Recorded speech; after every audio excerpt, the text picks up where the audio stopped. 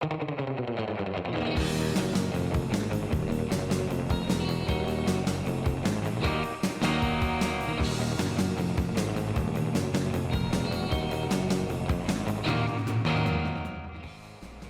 right, so I'm gonna get started on these kitchen cabinets. My idea for them is to make them look like they're old shipping crates, kind of Jungle Cruise looking, you know, Animal Kingdom, kind of a rustic look.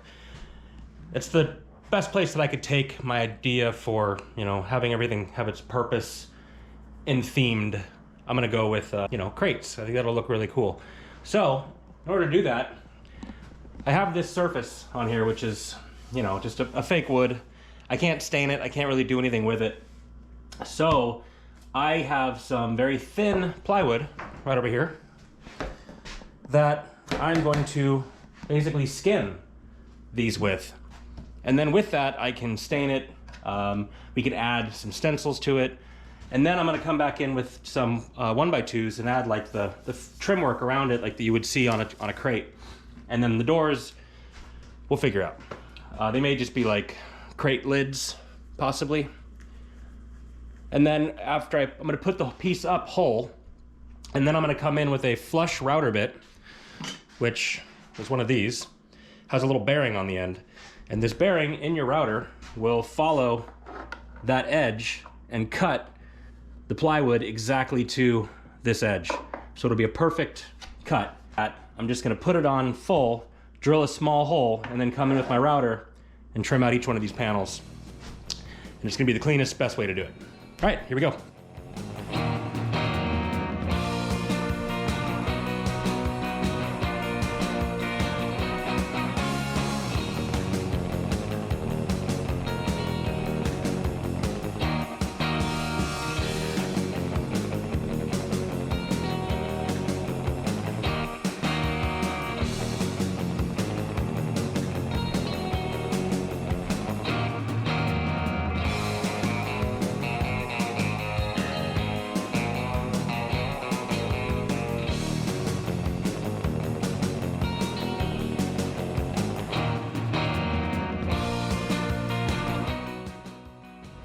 All right, so that was very successful. I will come take you along. So the edge now is perfectly flushed up against that inside edge. I'm now gonna take a sander to it and soften it, clean it up a little bit, but I'm very happy with that.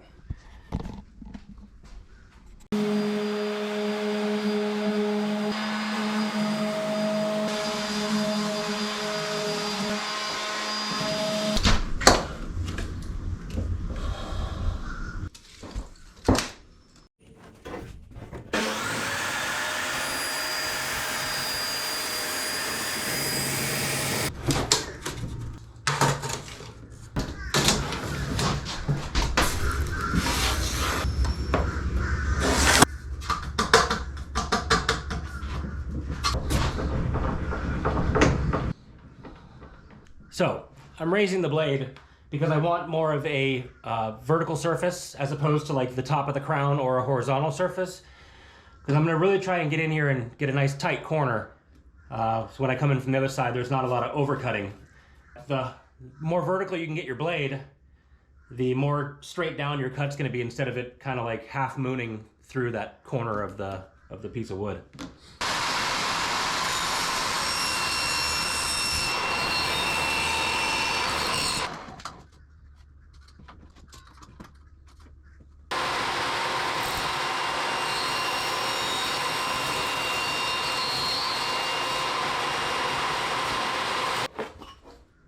So when we're done, we have this nice tight corner.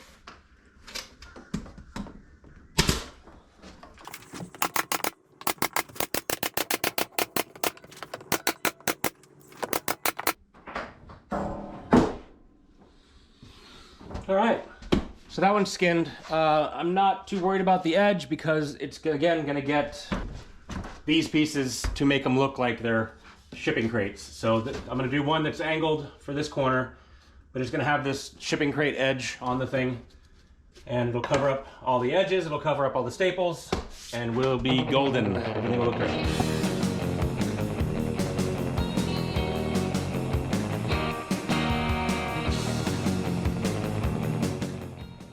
All right, so that was really cool.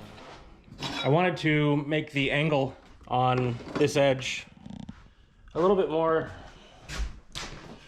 than just, you know, a straight cut into it. So basically what I found was if I put this piece in on the top edge, it's gonna have that, if I cut it at that angle, then the other piece coming across will come straight, and then I'll have that edge here. I'd rather have a bevel because I'm gonna do a bevel all the way up the edge, up the side here. So I figured it out using a right angle that this is a 40-degree angle. So then I set my table saw to 20 degrees and see if that works.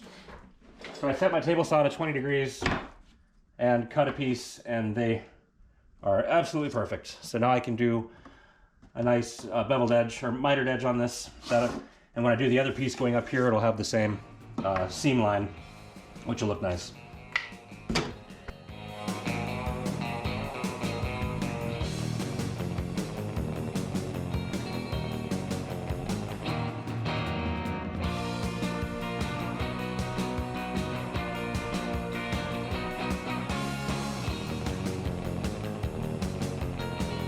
Now I'm going to set 20 degrees on the table saw here.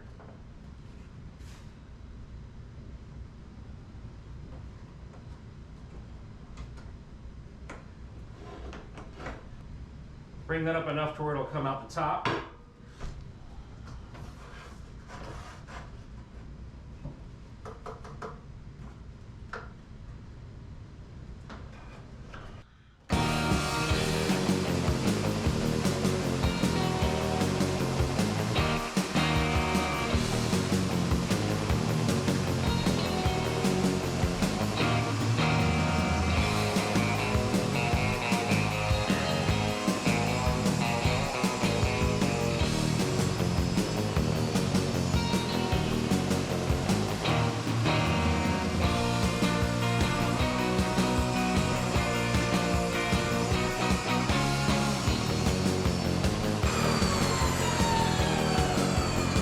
Let's see how that works.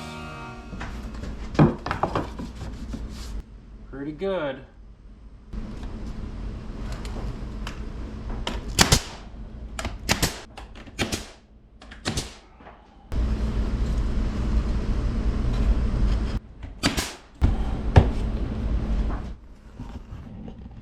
Yeah, that's perfect. It's beautiful. I'm happy. Hi. So, a little thing in my bag of tricks that I like to use. So this piece that I'm on my tippy toes, this is killing my calves. So this piece that I'm doing here, when I put it in and I had cut it straight, it was fitting crooked because these two cabinets aren't fitting together square. So one easy thing you can do, and it's kind of like, you know, not having to figure out measurements at the top and then the bottom and trying to match those. With this one, I just took something that was thick, like a pencil was too thin to do it, but I used a Sharpie because the piece was kind of sitting out like this where it had a gap and it was touching up here. So I've already trimmed it now, but you could just imagine it. I lined up the bottom and I put it over till it touched, and then you take your Sharpie and run it along the edge of here, and then I came down and drew a line. That's the new line that I want to cut to, which is, you know, not square to the edges, but it is what fits in here. So as you can see, the black line's still there. I cut to that black line, took off a little pie shape, you know, it was like a 1/4 of an inch or 1/8 of an inch down to 0. And then you put it in and it's perfect. So just a little tip if you're just trying to look and do some quick cutting and trying to figure out that exact angle to make it work. That's what I suggest. All right.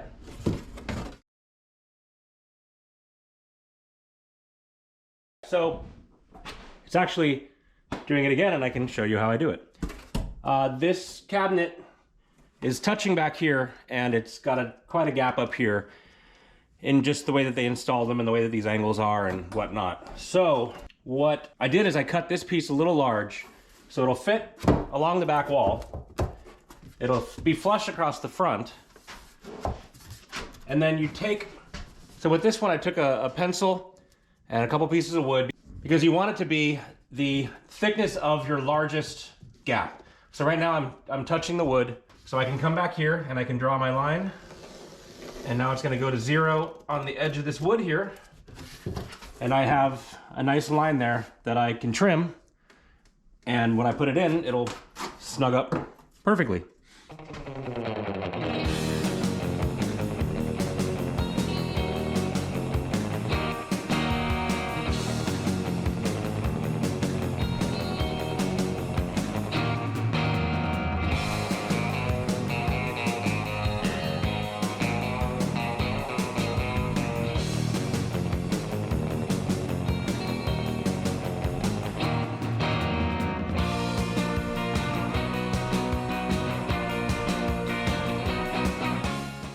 So carrying on with these cupboards here in the kitchen, I was talking with Gil and I think we decided that this upper section above the sink, we are going to turn into kind of a shadow box, maybe slash tiki mug area, like kind of put them and display them.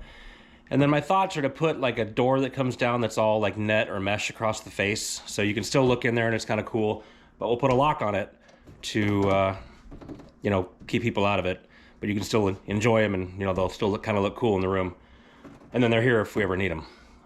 So I'm going to open this up to make it one large rectangle.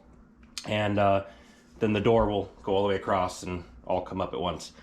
So I'm going to trim away the center sections, and I'm also going to bring this side down to that level of the floor of the inside of this thing. And with that, to do that, I'm going to use a flush router bit. But I don't want to cut too much away from the top because I think I'd actually like to put like a strip light up in here so that I can light the inside of this from the back side.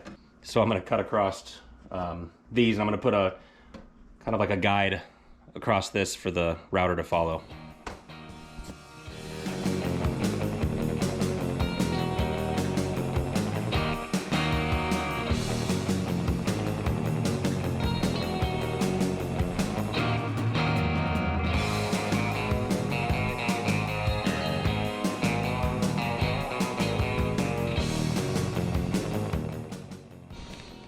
All right, well, not everything goes as planned. I couldn't tell, but there are little staples that were hidden on the inside backside of this that just chewed the crap out of my flush bit, which sucks because it's brand new. And it chewed up this edge real good. And then it's really like choppy trying to get through it on this part. So what I think I'm gonna do here is just take this whole face off and make one out of wood. Because, I mean, in the end, this is gonna look like a crate anyway. So I was planning on skinning it like I did the rest of the crates. Why don't I just make it out of plywood? And that'll be the new face of this thing. And then I can make the hole whatever size I want it. And it'll be good. So the trick is gonna be getting this thing off. We'll see how easy that is. All right, let's go.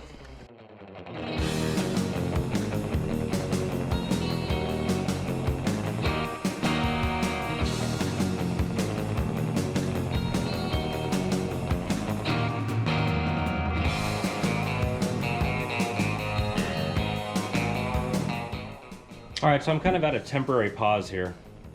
I've got the face removed off of here.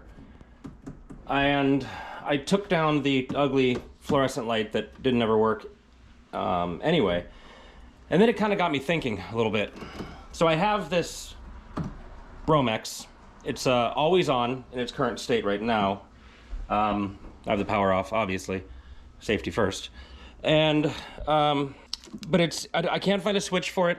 I've gone around and checked other plugs. Since I have this one off, I went around and checked other plugs around. Nothing else is off, so it's almost like it's a stationary power by itself. It's on its own breaker, which seems really odd to me. But as of now, I can't find any other ones related to it, which doesn't matter. It's here nor there. The point I'm getting at is I need to come up with another way of putting light above the countertop. And it kind of got me thinking. So there's this void inside of here that this power is coming through, and it's, you know, coming through a hole back there. So I have this Romex. I can actually then come in here and punch through anywhere I want, or I can run, like if I can run power from one light that hangs here, then I can jump it over to another one here and another one over there. And it might be kind of cool to actually have some lamps like kind of hanging in the window here. Might look kind of neat if it was like, you know, the old like Edison lamps or something. And another idea that struck me, and where are those at? I think they're here. Gil had sent some little fun things. He's like, here, I'm gonna send these to you. You could probably come up with something cool for them. Well, he sent me a whole bunch of coconuts. And if I could do some kind of a light where I just get rid of whatever the glass is on it, or however, and I can just come down to like the raw cord, the fixture, and the bulb, and then maybe put in coconuts. I don't know, it's kind of a cool idea. If I were to do little coconut ones above like an old Edison light, it would just kind of tie in with the whole found objects, you know, safari, tiki bar style, jungle cruise look of the place. And I think it would really tie in well, and it'd be kind of fun.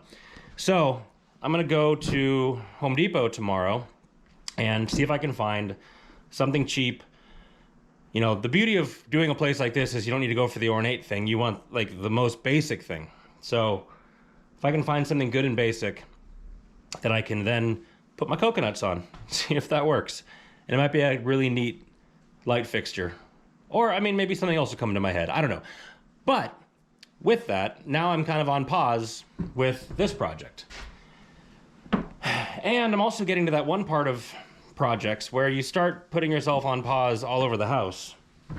And it starts to overwhelm. So I really need to figure out some things. Might be time to do the floors.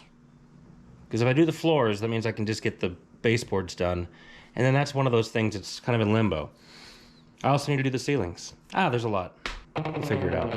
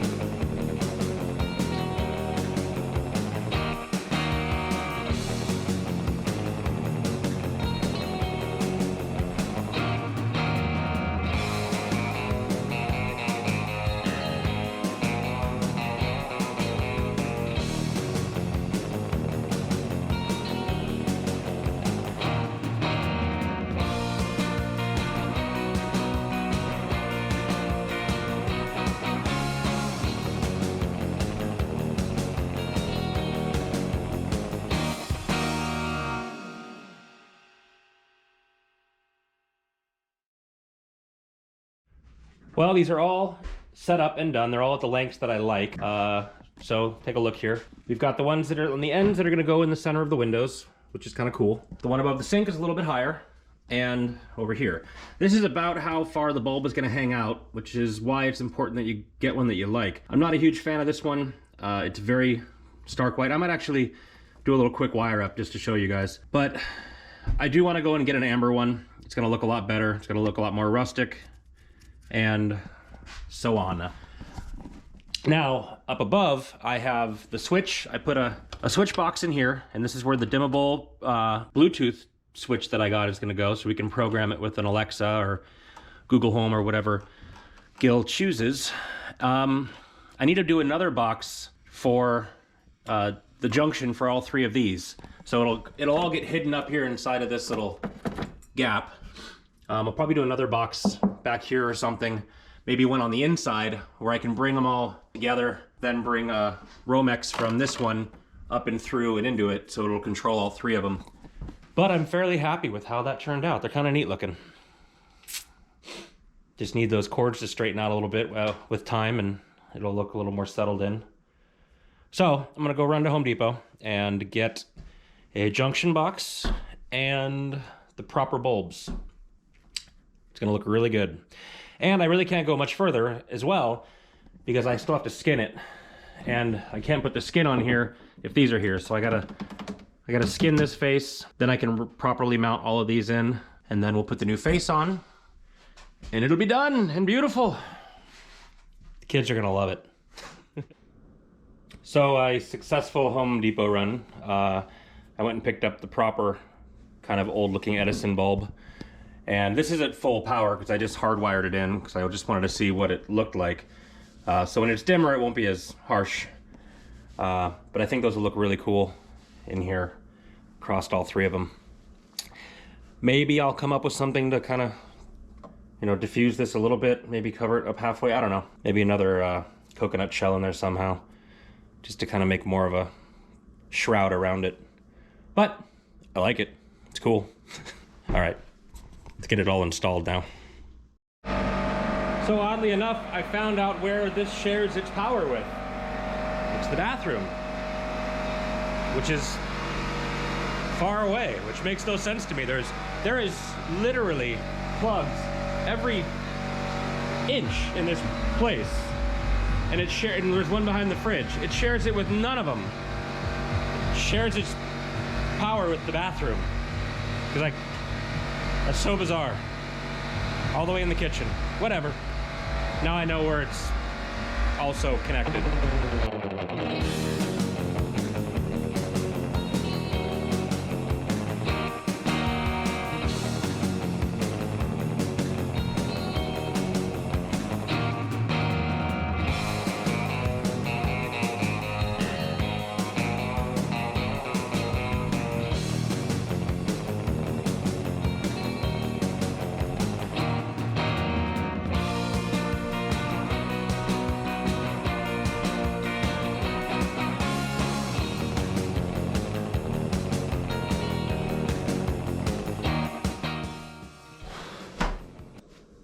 All right, here is the moment of truth.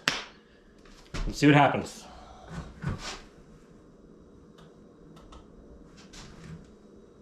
Woohoo! There's light. Figure out how to work this dimmer.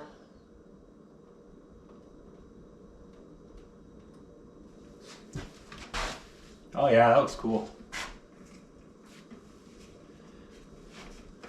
I like that. I may add some more coconuts to kind of cover up the filament, if I can get another one in here to kind of, so it's not as in your face. But pretty happy with that.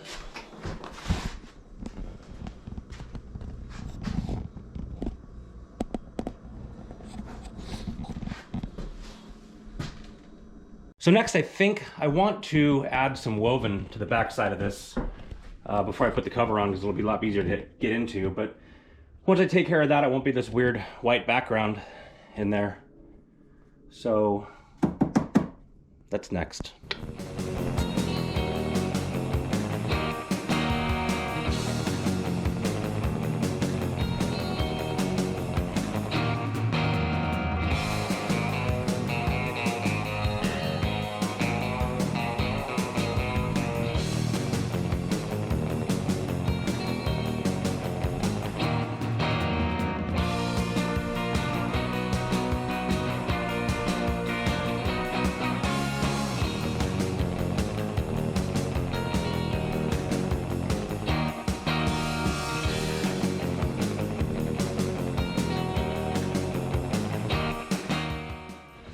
I'm hitting one of those weird places where you want to carry on this, but then you realize you should probably get the walls covered first before you start putting all the strips that make it look like a crate around it.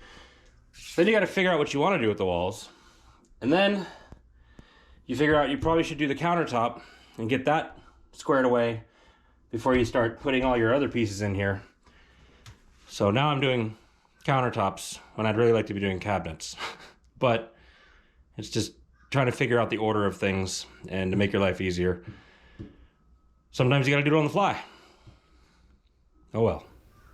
All right, guys, thank you so much for watching. Be sure to tune in next week. We're gonna do some countertops. And as always, please like and subscribe. I appreciate it. Mahalo.